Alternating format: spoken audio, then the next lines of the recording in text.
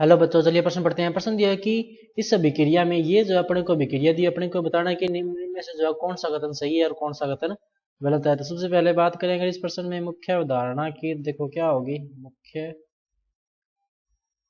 अवधारणा जो इस प्रश्न में होगी वो होगी तत्वों की प्रकृति,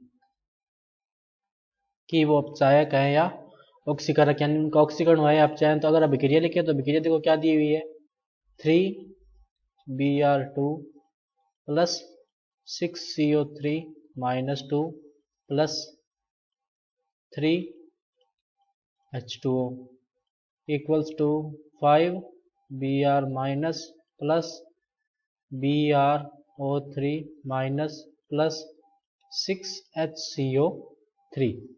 सबसे पहले यहाँ पर देखें तो यहाँ पर ब्रोमीन का ऑक्सीकरणांक देखो क्या है, 0।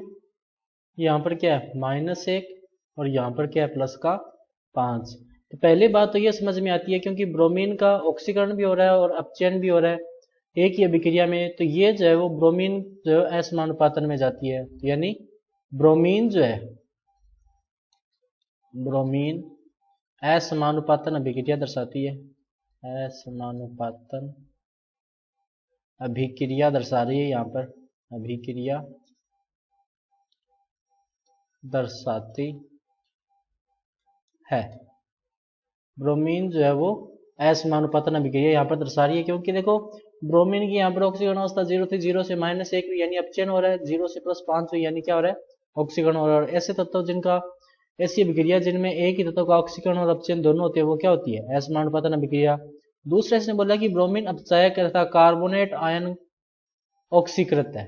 नहीं, कार्बोनेट आयन देखो ऑक्सीकृत नहीं है क्योंकि देखो ये HCO3 क्या है माइनस है यहाँ पर, तो यहाँ पर भी कार्बोनेट पर -2 है, यहाँ पर भी क्या -2 ही है, बस हाइड्रोजन लगा हुआ है इसलिए -1 दिख रहा है। उसके बाद में बोला कि ब्रोमीन असमानुपातन में जाती है, निश्चित रूप से ब्रोमीन यहाँ पर असमानुपातन अभिक्रिया दर्शा रही है। उसके बाद में बोला कि ब्रोमीन अपचायक के साथ जल ऑक्सीकारक नहीं, यहाँ पर ब्रोमीन जो है वो ब्रोमीन ऑक्सीकारक व अपचायक दोनों ही है, ऑक्सीकारक व अपचायक दोनों है, ऑक्सीकारक और अपचायक दोनों है क्योंकि यहाँ पर इसका ऑक्सीकरण भी हो रहा है और इसका अपचयन भी हो रहा है। और उसके बाद में दिया कि केवल जल कार्बनिक अम्ल की ओर ऑक्सीकृत हो जाता है। नहीं, ये कथन भी क्या है गलत है। तो सही कथन कौन सा होगा, सिर्फ विकल्प नंबर बी। तो बच्चों ये था आपका उत्तर। मैं आशा करता हूँ आपको समझ में आया होगा। धन्यवाद।